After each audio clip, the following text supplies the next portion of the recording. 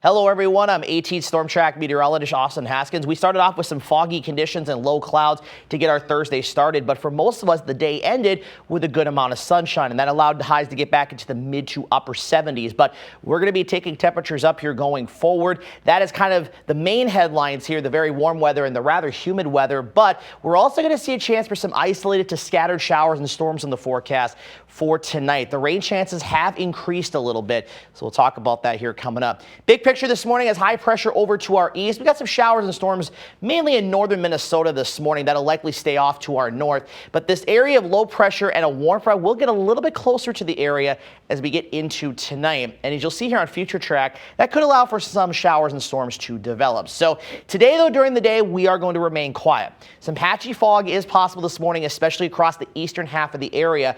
But into the afternoon, we'll start to see those clouds thicken, especially as we get towards mid to late afternoon.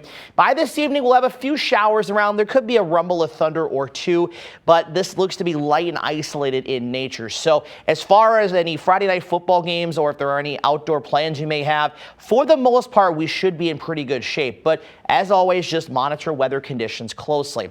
And there's a good chance a lot of this will hold off until the end of the football games or later. So that should bode pretty well for those attending those events tonight. But we could see another development of showers and storms overnight into Saturday morning. Some of the data has this a little bit earlier in the nighttime. Some of this has it a little bit later after midnight into the early morning hours on our Saturday. But by the time we get to sunrise, rain should be done with, and we're looking at a good amount of sunshine for our Saturday. Likely have a few more clouds around than what Future Track is hinting at here. Then as we get into Saturday night into Sunday morning, likely going to have some fog around once again. But Sunday itself is looking to be a really nice day. It is going to be the warmest day of our stretch of warm and humid weather that'll be with us here going forward. So our rain chances up to about 40% now tonight. So that has come up here in the last couple of model runs. And then from Sunday night through next week, almost the entire part of next week, there will be at least some isolated chances for a few showers and storms here and there. Right now, mostly going to be of the pop-up variety.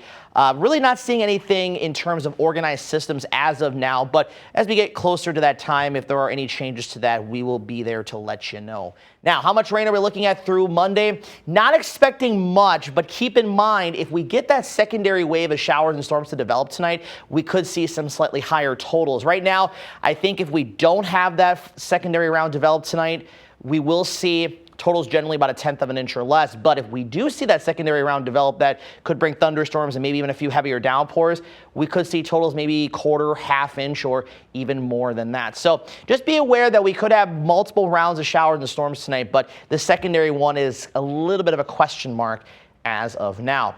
Highs today across the area, generally in the low to mid 80s. We'll have 70s up to the north and east. And then tonight we're falling back generally into the 60s. So it's going to be a little bit of an uncomfortable night. And these numbers are going to be 10 to 15 degrees above average for this time of the year. We'll be even warmer tomorrow. Highs generally in the mid 80s, could have a few upper 80s to the south and southwest. And then Sunday we're looking at highs generally 85 to 90 across the area. Lower 80s as you get over towards Medford. And looking at the temperature dew point feels like forecast. Again, those dew points are going to get it into the mid and upper 60s to near 70 degrees really from this afternoon all the way through potentially the middle of next week.